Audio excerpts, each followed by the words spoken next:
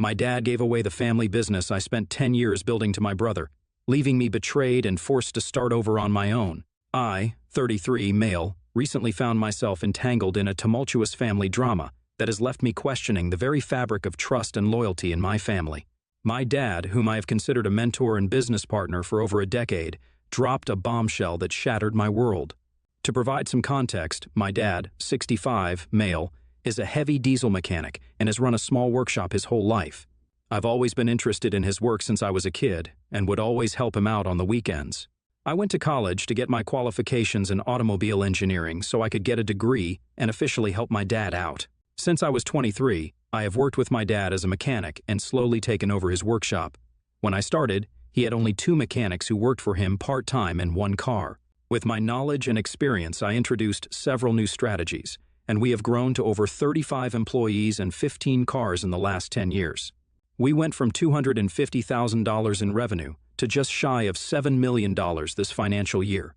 My dad only works in the workshop, while I am more 20/80ths workshop to office split. I have dedicated the last years of my life to building the family business from the ground up. The blood, sweat, and tears I poured into it were not merely for personal gain, but with the understanding that one day I would inherit the fruits of my labor. The business became my baby, and I navigated the challenges, weathered the storms, and celebrated the victories with unwavering commitment. I have an older brother, Jerry, 39, male, who went to university and then worked in the city as an accountant. He has never been interested in my dad's business. Growing up, he hated the fact that our dad was a mechanic. He used to feel embarrassed about it and refused to acknowledge it in front of our friends. When I used to help out my dad, my brother would shout at me and tell me that this work was beneath us. Even when I expressed my love for automobiles and ultimately went on to pursue the degree, my brother discouraged me several times, telling me that this degree would get me nowhere and I should find a better career to pursue. Despite his embarrassment, my dad always considered my brother to be his golden child. You see, it wasn't always like this. Before, my dad used to be equally loving to both of us. But when Jerry was 15 years old, he got pneumonia and was bedridden. The doctors were really concerned with his health and warned us that he might be dangerously close to death. This was an extremely tough time for our entire family.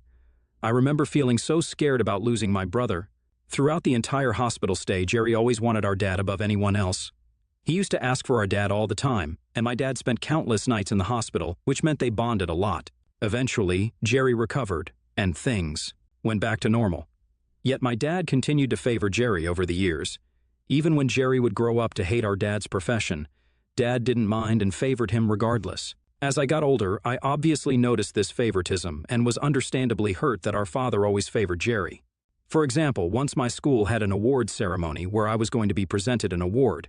I was extremely proud that I won the award and told my parents about it.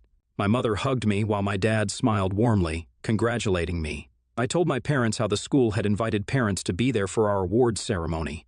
I knew my mother might not be able to come as she worked long night shifts in the hospital, which meant she was always tired throughout the day. So I looked at my dad curiously, expecting him to say that he would be there. My dad looked at me hesitantly, glancing at my mother, who asked him if he could be there for me during the awards ceremony. My dad then cleared his throat and said that he had plans to play basketball with Jerry. My mother looked at him angrily and told him that playing basketball with Jerry wasn't important, and he could take Jerry with him to attend my awards ceremony instead. My dad nodded begrudgingly in agreement. The night before the event, my mother reminded my dad during dinner to make sure he showed up at my awards ceremony. Jerry, who was sitting at the dinner table, asked my dad if he was canceling on him for their basketball practice. My dad explained to him that they could always play basketball the next week. Jerry immediately started expressing his discontentment, saying how he was looking forward to having father-son time and didn't want to waste his time for my ceremony.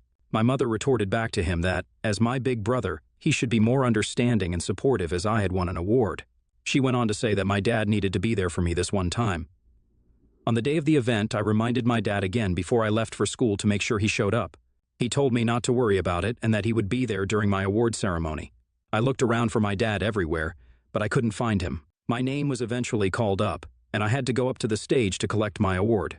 I remember receiving my award from the principal while my schoolmates cheered, and I was fervently looking for my dad's face in the crowd. He never showed up. I sent my mother a message saying that my dad never showed up. She immediately called me, concerned, asking me if I was sure that my dad didn't show up. And I told her how he wasn't anywhere to be found, and maybe he must have forgotten. My mother told me that was impossible as she had put 5 alarms on his phone, and she couldn't see his car parked in front of our house, which meant he was definitely out. At this point, we were alarmed and felt concerned, thinking maybe something had happened to him. When I reached home after school, I opened the door to see my mom and dad having a huge argument. They were shouting at each other at the top of their voices. The air was thick with tension, and the heated exchange between my parents echoed through the hallway. My mother, her face contorted with anger, stood near the entrance while my dad, looking both guilty and defensive, was attempting to justify his actions. Feeling a mixture of confusion and concern, I cautiously stepped into our living room. I asked my dad curiously if he was okay, my worry palpable as I mentioned that he never showed up at my school for the award ceremony. The room fell silent for the moment while my dad tried to avoid eye contact and mumbled an apology, something about losing track of time and unforeseen circumstances. I could sense that his explanation wasn't adding up, but before I could press further, my mother unleashed a torrent of frustration and disappointment. "Why didn't you show up, John?" she demanded, her voice sharp and accusatory. "Tell me the truth. Our son won an award and you promised him you would be there. What could be more important than that?" Dad shifted uncomfortably, clearly aware that he was in the hot seat. Before he could respond, Jerry entered the room with an air of nonchalance, eating an ice cream. My mother turned her eyes towards Jerry, her eyes narrowing in disbelief and anger. "And what's your role in all of this, Jerry? Where were you and your dad, and why didn't you support your brother on his big day?" Jerry, with a shrug that exuded indifference, muttered something about how he had suddenly craved ice cream and had asked our dad to drive him to the ice cream shop first. Later, when they drove to my school, they were informed that they had missed the awards ceremony, so they drove back home. My mother's face turned from anger to incredulity as she processed this absurd excuse. "You skipped your brother's award ceremony for ice cream?" she exclaimed, her voice rising incredulously. "You and your father missed his big moment because you wanted ice cream?" Amidst the escalating tension, my dad, instead of apologizing and admitting his mistake, tried to defend Jerry and justify his actions, stammering out an explanation that only added fuel to the fire. "Look, it's not a big deal," he began, attempting to downplay the significance of my award ceremony. "It's just an award ceremony, and there will be more in the future. Jerry wanted an ice cream, and I thought we could just grab a quick one. I didn't think it was such a big deal." His words hit me like a punch to the gut. I couldn't believe what I was hearing. My own father, the person I had expected to be there to share in my joy, was diminishing the significance of my achievement. The dismissive tone and the casual brushing aside of a moment I had been looking forward to left me speechless. As his words hung in the air, my initial shock turned into a potent mix of frustration and sadness. A lump formed in my throat, and I felt the sting of unshed tears. My achievement, the recognition for my hard work and dedication, was being swept aside as inconsequential. At that moment, I realized that it wasn't just about missing the ceremony. It was about the lack of understanding, the absence of support, and the crushing feeling that my accomplishments were not valued by those I held closest. I looked at my dad, the one who was supposed to be a source of encouragement, with a mix of disbelief and betrayal, my eyes mirroring the profound disappointment I felt in my heart. My mother continued to express her disappointment, scolding them both for prioritizing an impromptu ice cream craving over a significant milestone in my life. As their argument raged on, I continued to feel a sense of betrayal and hurt. Feeling a heavy weight on my chest and the lump in my throat, I mustered a weak smile and told my dad, "It's okay, Dad. Don't worry about it." The words tasted bitter on my tongue, forced out to mask the deeper emotions swirling within me. I didn't want to escalate the argument or add more strain to the already tense atmosphere. As I retreated to my room, the facade I had maintained for my dad crumbled. The door closed behind me, shutting out the outside world, and I allowed the floodgates to open. The tears, held back in front of my parents, streamed down my face. The weight of the disappointment, the hurt, and the profound sense of being let down overwhelmed me. My mom, seeing me upset, came into my room to comfort me. She sat beside me, putting her arm around my shoulder. She didn't say much, just let me cry and vent my feelings. Her presence was reassuring, and I felt a bit better knowing she was there for me. After a while, she spoke gently. "I know it hurts, sweetheart. Your dad messed up, and I'm sorry you had to go through this. Sometimes people make mistakes, but it doesn't take away from your achievement. You worked hard for that award, and nothing can change that." Her words were like a warm hug for my soul, and I began to feel a little lighter. She stayed with me until I calmed down, assuring me that despite the disappointment, I was still valued and loved. There are so many instances where my dad has shown clear favoritism towards my brother over me, and my mother has had several conversations with him regarding this. My dad always listens and makes an effort to be more involved with me, but it never lasts long, and he ultimately goes back to being super dad to Jerry. It's like a pattern that I've noticed throughout my life. Despite these moments of partiality, I have always tried hard to win my dad's approval. I have a genuine interest in his work, and in particular developed a deep love for cars, partly because it seemed like something he valued. Even though it often felt like a one-sided effort, I kept hoping that my efforts would eventually make a difference and earn me the recognition and approval I craved from my dad. Last year, my dad filed for divorce with my mother, citing irreconcilable differences, marking the beginning of a challenging chapter in our family's life. I knew for a few years that the arguments between my mother and my dad had become worse and worse, but I'd never imagined that they would be divorcing. It was a difficult time for us as a family. My dad has since gone on to date several young women. 5 months ago, my dad called me and my brother for an important dinner. We sat down at the dinner table, my brother Jerry and I, as our dad prepared to drop some unexpected news on us. The atmosphere in the room was tense, and I couldn't help but feel a knot in my stomach, anticipating what was coming next. With a serious expression, my dad finally spoke. "I have something important to share with you both. Gina and I got married." He looked at us as if expecting us to be overjoyed, or at least accepting of his decision. Jerry and I exchanged stunned glances. Gina, his latest girlfriend, was only 30 years old, just a few years younger than me. The shock on our faces must have been evident, but my dad continued, seemingly oblivious to our surprise. He went on to explain how he had found love again, and how Gina brought joy and excitement into his life. I couldn't believe that my dad had decided to get married without even inviting us to his wedding or discussing it with us. My dad didn't just stop with that announcement. He went on to say how proud he was of the business he had created and grown over the years. He said how he's been thinking lately about the succession plan of his business. I waited with bated breath for him to share his plans. My dad turned to look at me and told me that he had thought long and hard about this and decided that, since I wasn't married yet and had no children of my own, I should forget about inheriting the family business from him. I looked at him, confused, as he went on to say that he had decided to hand over the entire business to my brother. Shock and disbelief washed over me as I grappled with the weight of this unexpected betrayal. It was a sucker punch to the gut, and the trust I had in my father began to crumble. Fury and betrayal bubbled within me as my dad dropped this bombshell. My entire world, built over a decade of hard work and dedication, was crumbling before my eyes. I stared at him, my jaw tight, unable to comprehend the magnitude of his decision. "Why?" I finally managed to utter the words, seething with a mix of anger and hurt. "I dedicated my life to this business. I built it with you. How can you just hand it over to Jerry?" Dad, seemingly unfazed by the storm he had unleashed, explained his reasoning. "Jerry has a family, a wife, and kids. He needs the financial stability, and I believe he can take the business to new heights." His words hung in the air, and I felt the weight of his favoritism crashing down on me once again. I struggled to keep my composure, my hands clenched into fists. "Dad, this isn't fair. I've given everything to this business. I've worked alongside you and dedicated my time and energy, and now you're just going to cast me aside because Jerry has a family? Or what about my future, my dreams?" His response was callous. "You can continue to remain in your position and work under Jerry, but the business goes to your brother. That's my final decision." Anger surged through me, but I bit back my retort. I turned to Jerry, hoping for some support, a shred of empathy. Instead, he remained silent, avoiding my gaze. The disappointment I felt extended beyond my father. Now it encompassed my brother, who chose not to stand by me. At that moment, I felt the weight of a lifetime of favoritism crashing down on me. It wasn't just about the business. It was a culmination of years of feeling second best. The sacrifice I made, the dedication I showed, all dismissed with a casual wave. Resigned, I muttered a defeated, "Fine, Dad, if that's what you want." I turned away, the bitter taste of betrayal lingering in the air. I decided to walk out of his house without fighting with him any further. I couldn't shake the feeling of abandonment, the realization that my dad continued to favor his golden child, despite how hard I had worked over him. Later, in the solitude of my home, the weight of the injustice pressed down on me. The business I considered my legacy, my life's work, was slipping through my fingers. Anguish welled up, and the room blurred as tears blurred my vision. I had never felt so alone, so discarded.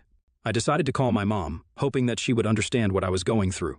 I told her everything that happened, how my dad favored my brother, how he took away the business from me, and how lost I felt. She was surprised and upset as I shared the details. "I never thought he'd do something like this," my mother said quietly, sounding sad. "To treat your brother so much better and give him the business completely, instead of dividing the business equally between the both of you, is completely unfair." Her words matched exactly how I felt, as I didn't mind sharing the business with my brother. But my dad had unfairly given it to him completely, despite how hard I had worked over the years. As we kept talking, my mom's voice went from surprise to determination. She told me firmly to try not to see this as the end, but as a chance for something new. You've done amazing things, and you don't need his approval. Why don't you start your own business? You know a lot of clients would rather work with you than your brother, she said. Through her words, a flicker of determination ignited within me. If my dad thought he could strip away everything I had worked for, he was mistaken. The pain of betrayal fueled a silent vow. I would forge my own path and build something new from the ashes of what was taken from me. In the last 10 years, I have saved more than enough money for me to start my own business. The next day, as the reality of the situation settled in, I took decisive action. I reached out to more than half of the clients we had amassed over the years, mainly after the ones I had recruited. These clients were the ones I had built relationships with and earned their trust. I told them about my dad's plan to give the entire business to my older brother, hence how I had decided to start my own company. The clients were as shocked as me, but surprisingly, the overall response was overwhelmingly positive. These were people who had come to admire my dedication, work ethic, and the values that I brought to the table. They assured me that they were willing to follow me to continue our successful partnership under a new banner. The news of my departure from the family business spread throughout the industry, and some of my dad's workers even approached me, voicing their support that they wanted to work for me. It was like people were starting to understand that after my dad left the business under my brother's care, this would be a sinking ship. I handed in my resignation letter to my dad, and he was shocked. He scolded me, saying that I should not ditch the company at such a crucial period, but I scoffed at his response and left. As the majority of the client base shifted allegiance, the once thriving family business began to crumble. Dad, caught in the crossfire of the fallout, watched helplessly as his grand plan backfired spectacularly. Over the months, my new endeavor has flourished. The support from loyal clients, coupled with my expertise, allowed me to not only survive but thrive. My dad's betrayal spurred me to rise from the ashes, stronger and more resilient. The business I have built, now independent and thriving, is a testament to my tenacity. I can finally revel in the last laugh knowing that my hard work, dedication, and resilience have prevailed against all odds. Meanwhile, I have learned from my mother that Jerry has no idea how to manage the business and is struggling to retain the remaining clients. I guess word of my success must have reached my dad, because he sent me a long message yesterday saying I was an a-hole for not helping my brother and keeping the family business alive and how I had turned my back on family. He wrote how he was facing money issues and his new wife threatened to divorce him because he was unable to fund her lifestyle anymore. He ended the message by saying that he expected me to do the right thing by returning to the family business and bringing back all the clients I had so that I could keep our family business afloat. Update 1. Thank you for everyone's great advice and reassurance regarding my situation. To clarify a few things, I have no idea why my dad thought it would be a good idea for my brother to take on the business when we all knew that he had absolutely no idea about the family business. Jerry agreed to my father's wishes because he knew how well our business was doing and thought this would be an easy job with me taking most of the responsibility. He had expressed previously to us that he was unhappy at his job, hence I am assuming that he thought I would do most of the hard work for him while he and his family would be able to enjoy the CEO title. As for those wondering why I'm not married yet, it's simply because I've always been a bit of a loner all my life, dedicated to my work. While I do have a girlfriend for the past 1.5 years, whom I love dearly, and we have discussed marriage as a future goal, we both agree that we want to take some time to grow as individuals before taking the next step. Regardless of my marital status, I never expected my dad to give me the entire business. In fact, I would have been okay with a 70-30th split or even a 50-50th split between me and my brother, which would have been fair. If I didn't have any children in the future, my share of the company would have gone to my brother's kids eventually anyway, so there was no reason for my dad to be so mean and give the entire business to my brother. I did spend years in this business, and I deserve to have a share in it. I also never forced any of the clients to choose me over my dad's business. They opted to work with me because I was always the one who would go the extra mile, ensuring their satisfaction and building lasting relationships. I never wanted my brother to fail or our family business to be destroyed. The business failed because my brother still didn't know the ins and outs of the business, and my dad was too busy with his new wife to focus on his clients. My dad must have assumed that I would eventually give up my business and come running back to him, asking for his forgiveness when I inevitably failed. But thanks to my hard work, I am not only standing firm, but thriving. It's disheartening to witness the downfall of a business I helped build, but it's a consequence of their own actions, not my intention. I plan on having a talk with my dad next week regarding this when I have some free time. Update 2. I finally had a talk with my dad. He called me over for dinner last weekend expecting an apology. I went to his place, I entered his place and, to my shock, saw my brother Jerry sitting there waiting for me. The atmosphere was tense, but I hoped they had called me here for a resolution. My dad took a deep breath, exchanging a glance with Jerry before dropping the bombshell. He started by saying how he was sad over what had happened between us, and he regrets that our family business was now in pieces. I raised an eyebrow, bracing myself for what was to come, expecting him to say that he had changed his mind. Instead, my dad started pressuring me to return to the family business as soon as possible, claiming he would forgive and forget if I did come back. Jerry joined in, blaming me for the business's struggles and calling me selfish for leaving him all alone to manage the business. I couldn't believe what I was hearing. "Dad, you handed the entire business to Jerry without even thinking about my future. How is this my fault?" I retorted, frustration bubbling within me.